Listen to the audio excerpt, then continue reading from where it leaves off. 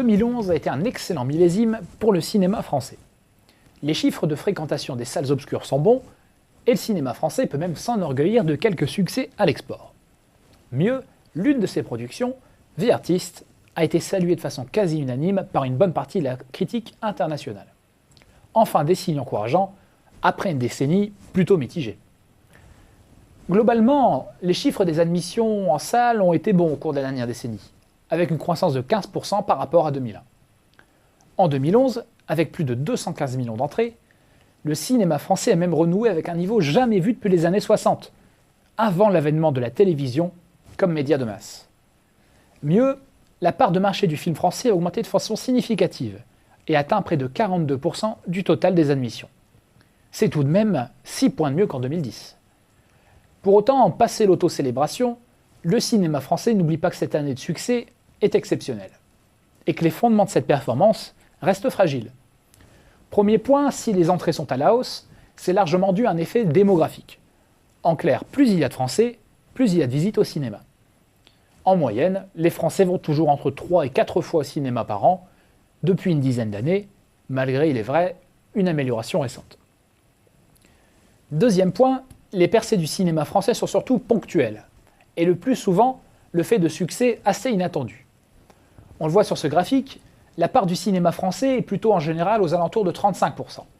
Les années exceptionnelles coïncident avec la sortie d'un grand succès, à l'image d'Intouchables en 2011. En un mot commençant, les bonnes performances du cinéma français ne sont pas le reflet d'une bonne tenue générale de la production nationale, mais plutôt le fait d'un film à lui seul.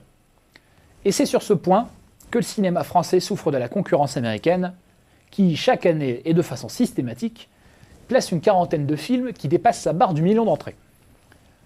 On le voit sur ce graphique qui comptabilise le nombre de films à succès sortis dans les salles en France depuis 5 ans. L'écart est presque de 1 à 2 en faveur du cinéma américain.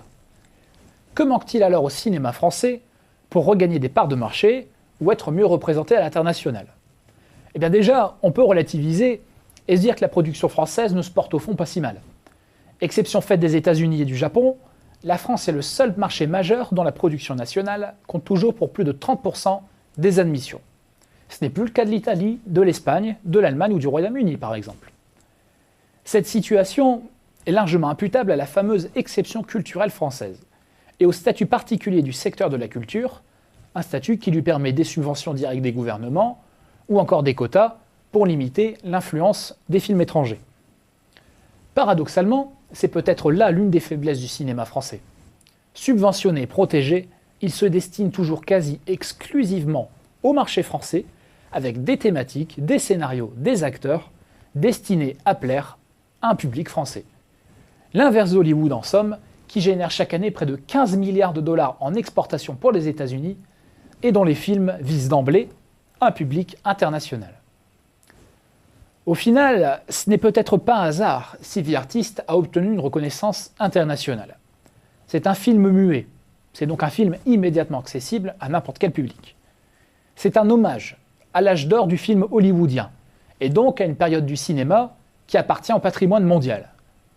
Et c'est pourtant un film français, sans baguette, sans béret, sans tour Eiffel. En un mot, plutôt que d'être un bon film français, c'est avant tout un bon film tout court.